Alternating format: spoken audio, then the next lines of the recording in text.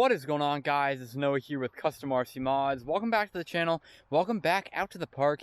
It's a beautiful golden hour this evening, and tonight I've got the FT Bloody Baron and the RadioMaster TX16S. This is actually my very first flight with the Bloody Baron and the RadioMaster.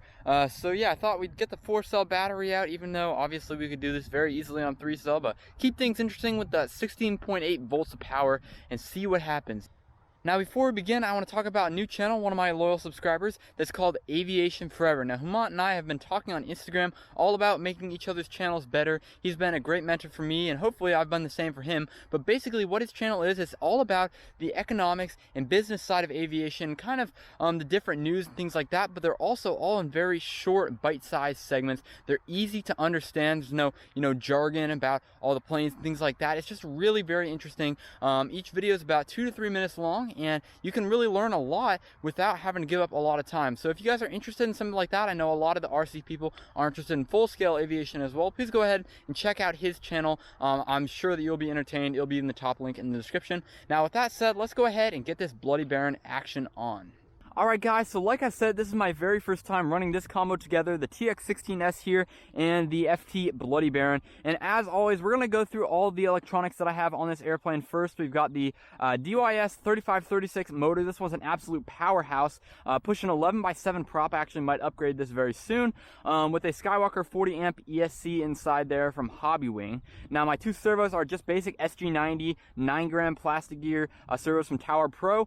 Very simple, but they get the job done. And then I'm running just a 6-channel Lemon RX receiver in here, this DSMX with a satellite. This one is a diversity satellite, so it has been able to give me decent peace of mind when flying. But overall, that's just pretty much it for the setup. And then the battery here is a 1550 75C pack from Tattoo. So really, really excited for this. Don't have any speed tracker on here tonight, but we're just going to kind of feel it out. And then maybe if this thing is feeling especially fast, I'll go ahead and put a speed tracker on there and see if we can get a new personal best. So without further ado, we've got the throttle cut off. You can see we've got everything. Make sure that we've got our control surfaces going the right way. This is definitely not the plane to mess that up on, so here we go. That was a quarter throttle punch out there, folks.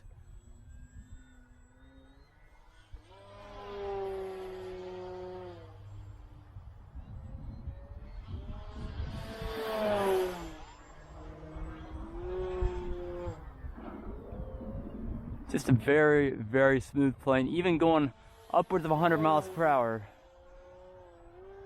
Definitely needs a little bit of trim. I mean, to be expected. Probably shouldn't have jumped right into the high-speed passes, but what can you expect, really, right?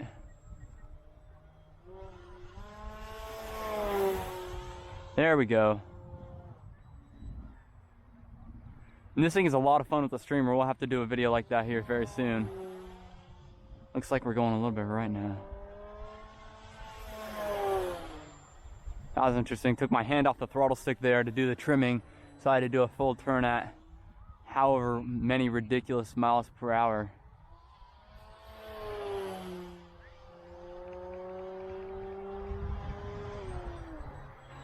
So I've got considerably low rates on this plane right here, just obviously because I don't want to have it be too touchy while we're going so fast, but it still is plenty fun to fly, and you can see we've got a lot of good elevator throw there as well.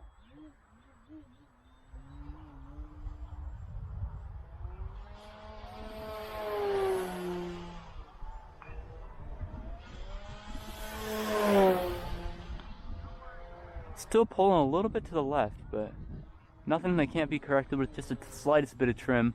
It might have something to do with my thrust angle as well, because of course we're swinging an absolutely ginormous prop on here. No breakup yet, and this is probably the farthest out I've flown this plane. Again, this is a Lemon RX, so I really don't know what to expect, but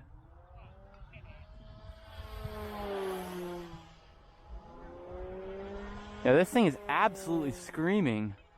And we'll have to check motor temps to see if I do have a 13x8 prop lying around at home, I believe. So we'll have to see if this is a good candidate for that. Absolutely sucking down that voltage though, so we'll have to see what the flight times are like. I kind of guesstimated it on the timer here, but it looks like we are still operating at max speed. Takes very, very little input to fly this thing inverted.